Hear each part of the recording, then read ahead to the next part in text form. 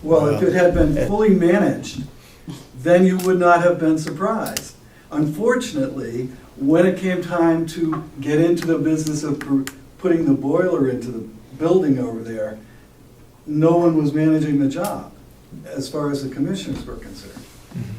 So if Commissioner Kenny wants to blow smoke about the fact that they had no idea it was going to be $300,000, it's because you weren't paying attention. We knew it was going to cost some money. The surprise was the 300,000, not that we were going to have to do it. 300,000, I agree, is a lot of money. And have we done any investigation whatsoever to mitigate the $300,000? We put out on RFP, so you don't even know if it's going to cost $300,000. That's right, exactly. I've already predicted it's gonna be less than 250, probably less than 200. Well, let's not predict it yet. Yes, over here. Go ahead, Susan. I've listened to Jason speak about security issues for 3 Yep. years or since he came. Yep, There is that 50-page report that was done. yep. That I would like to suggest and I recognize it may not be information that needs to go out to the public, but I would suggest that it be here on Monday so that delegation members who have not been paying attention, who have not read it, have an opportunity to look at that.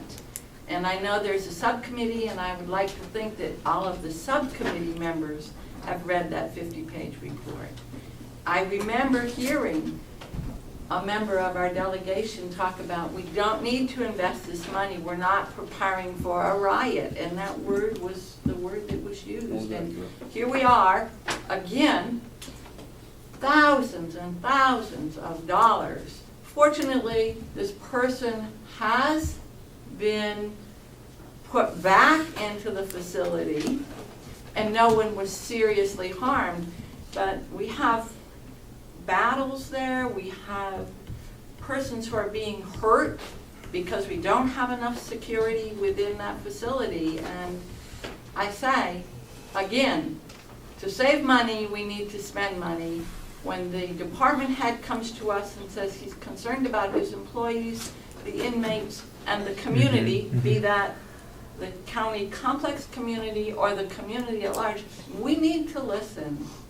Thank you. And I know the commissioners have read that report. If they haven't, We have read that report, and he has put into his budget roughly $20,000 for all kinds of protection for his staff people. Ammunition training, floor mats. I guess my problem is, how much money do we do in 1 year when we have 2 escapes within the last 10 years at least?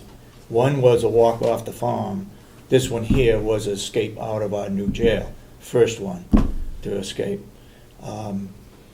We can spend hundreds and hundreds of thousands of dollars to put a perimeter fence around, to put additional razor wire fence above what's already there. We can cover in the exercise area, which I had asked him to get a figure on. There's all kinds of things we can do. We talk about people can't afford to pay their taxes, especially in Effingham. I mean, we're doing stuff gradually. I mean, $20,000 for guns and ammunition and training is one step forward. Maybe we should have put the cover on the exercise yards before we went into the guns and the radios. I totally recognize that, and I certainly,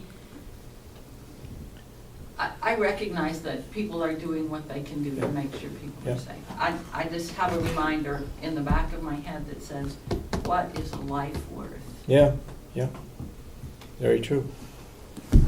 Mr. Chairman, going back to the installation of the pellet burner, I'm not completely naive when it comes to construction quoting, and I'm not an expert either. But I would guess if you asked 100 people, including all the members of the delegation, if they thought installation of the pellet burner in the cost of building the nursing home, that $300,000 was in it, I can guarantee you that 97 or 98% of them would say yes. I think the $300,000 comes, A, is high, and B, it's a shock to most people that it's over and above what the cost of the nursing home was. And it should have been included in the amount of money we spent and that amount given to the It's public. part of the contingency money. No, not part of the contingency fund. It should have been in the cost of doing the building itself. And I think that's what most people think that are upset about, that that you people didn't include it in the bid, that this all of a sudden is another over $250,000 extra on this project. Yeah. But are they also considering saving 42% of their heating costs? You're In the not gonna future? save 42% this year. Well, part of the dilemma, if you will, is that the timing between getting the bond approval and getting the budget for the building approved by the delegation happened just prior to getting the award of the grant for the pellet system. So to include the pellet system in the proposed budget for the new nursing home with the delegation would have been premature. So we're stuck with maybe we'll get it, maybe we won't, on the grant for the pellet system. So we'll leave that outside of the budget for the new nursing home, except for part of the heating costs, if you will. So if we can offset some of the heating costs, and you have. We moved a boiler from the old nursing home over into the new nursing home. Right. We did we reduced the size of the room that is the propane heating section of the new nursing home. So we did accommodate for that. And you get back into the numbers, you probably find $500,000 that's sitting around waiting to put that pellet boiler in. But it's maybe a little too much to ask for that to happen. But I think, thinking that it's gonna run $300,000, I would wanna take an awful hard look at that. Me too. Bid. Mhm. And as far as Jason's concerned, what he's looking for, he's now out there at a press conference facing the embarrassment of being blamed for that person escaping. Mhm. That's what you heard this morning. And until somebody from the delegation or somebody from the commissioners steps up and takes that blame, you're gonna have him remain upset, because it wasn't his fault. Mhm. If you don't have a I don't think facility- anybody's blaming anybody over at the jail as to whose fault it is. They've done their job, and as far as I can His tell, fellow professionals are looking at him, he feels, yeah. and thinking that he's done a substandard job. That's Jason, that's what I got out of what Jason just Mhm. said to the commissioners. So I think the commissioners need to step up, or the delegation needs to step up and get behind him on this. I mean, we really have made that election not to put a perimeter fence in because it's too expensive, not to cover the exercise yard because it's too expensive. There's any number of capital, and you'd make those elections, as you said, based upon, 2 escapes in 10 years. Let's do the cash. I realize this one cost a lot of money from a lot of different A standpoints. lot of different people paid money that we didn't pay, so Yeah. I suppose if you added up all of their costs. Yeah. Didn't Jason at one point ask for a camera for that Yeah. area that they can't see now? There were outdoor cameras. You want to correct, Captain? Yeah, we do have outside cameras. Last year in the budget, we actually asked for an upgrade in all our camera system because it's old and outdated. Right, no. We did ask for that, and it was removed from the budget. Mhm. I think it was insane. Now it's removed by the delegation. And I do have a copy of the technical assistance plan, so if you do plan on bringing that Monday, I'll just give you Yeah. this copy. All right. So you don't have to hunt it down, Okay. if you do wish to bring it. So there is no camera currently pointed at that? There is a camera in that section, but it does not cover the entire recreation area, and it's also on a 3-second delay. So. Now, correct me if I'm wrong, Captain, there were 2 individuals one out there supervising those people in the exercise yard. I'm assuming he saw the guy climbing the fence and radioed to the control tower, and the lieutenant went out there and also watched this guy jump off the roof onto the ground and scramble away. Am I correct? In the perfect situation, we would have an officer in the direct supervision unit supervising the day room and the outside rec yard. Due to staff shortage, the officer in that direct supervision unit is tasked with not only supervising the Both. day room, but also the rec yard. The inmates are locked into that rec yard. Yeah. So at any given time, if he goes to do a round in the day room, that's when this individual Mm-hmm. took his opportunity to go over the fence. Right. The officer, when he came out, saw the individual already on the ground. That's when he made the initial call. The guy in the tower didn't shoot the Yeah, kids. we don't, no towers and no camera for that area, Yeah. so nothing was picked up. Yeah. Okay, any further comments? Yes, Mr. Brown? Just to bring to light with this situation with the pellet boiler, Yeah. that grants aren't all what they are cracked up to be.